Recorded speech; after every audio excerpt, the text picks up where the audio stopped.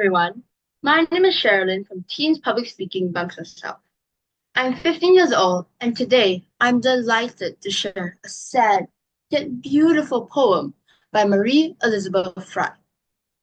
Now, for those who do not know her, Marie Elizabeth Clark was born in 1905, November 13, and she was a housewife and a florist. She was orphaned at 3 years old and later married Claude Fry, changing her name from Marie Elizabeth Clark to Marie Elizabeth Fry. She was not really one who dove into poetry.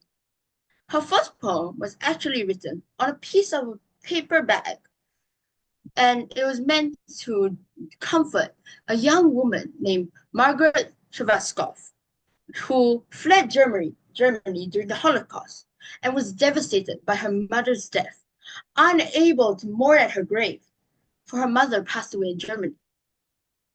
My analysis of this poem is based on its theme, rhyming structure, the literary devices used, and my personal take on the poem. Here it is. Do Not Stand at My Grave and Weep by Marie Elizabeth Fry. Do not stand at my grave and weep.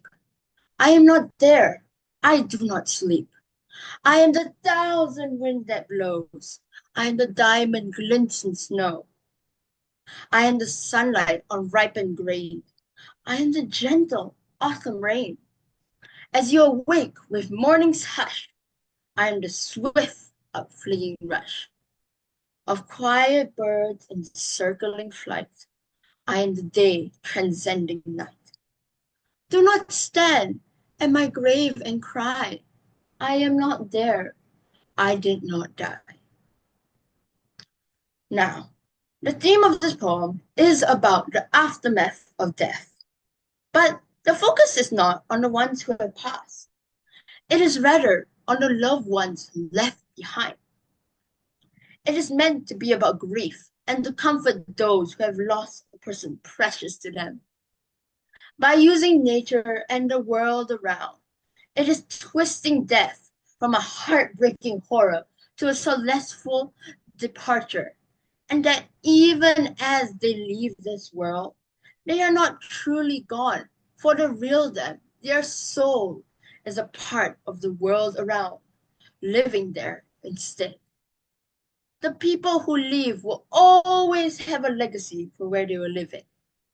It is saying that there is no need for grieving for the late person who is still here, just in a different form.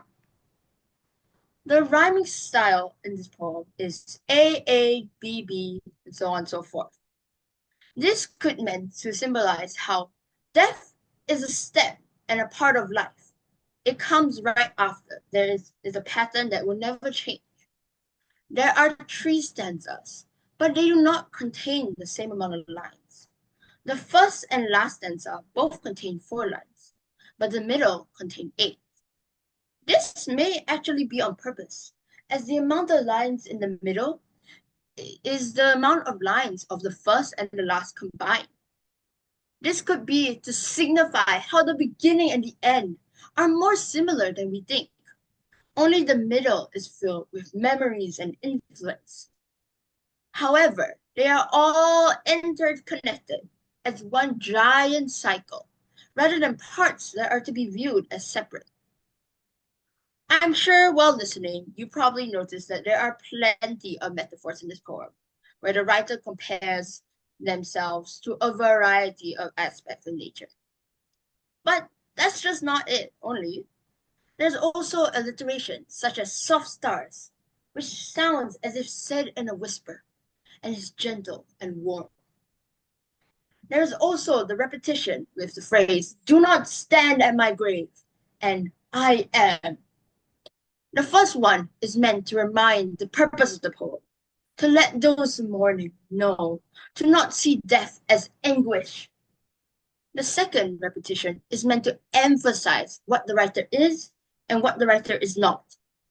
I am is used to compare to the surroundings, but it's also used to state that the writer is not physically there. Now, if you had to ask me to pick only one favorite line, I think it would be, I did not die, while the others were sort of indirectly stating the fact, comparing with the earth around, saying how the writer is a part of those aspects and such. This statement is so straightforward that it reels you in, as is to state the fact that has been beating around the bush. That the person lost is not fully gone, and they will never be so, for they are in the world surrounding them. They never did not die. They never died. From my perspective, after reading this whole poem, I find it extremely impactful and something that everyone needs to hear when they have lost someone that they love.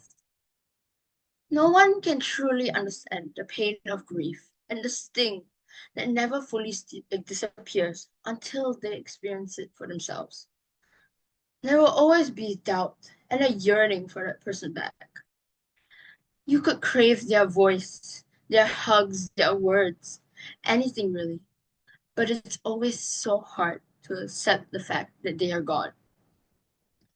This poem does a fantastic job consoling and reminding everyone that no matter what, that person is still there and here in somewhere or another.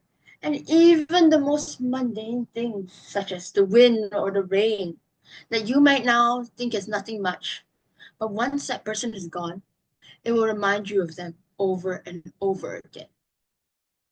Some people in the past have complained that this poem is controversial, but for me, I do not see it that way. It is not about whether you believe in reincarnation or not, but it is about the legacy and the little things that right now you may not pay any mind to. But once that person has left this world, you will see everything in those things. I see it as someone who understands the pain of grief and tries their best to ensure that when they are gone, there will always be something left for their loved ones. There is truly no need to weep goodbye if it is not a full farewell. I do hope you all now see the somber yet touching note this poem holds. And that is all, and thank you.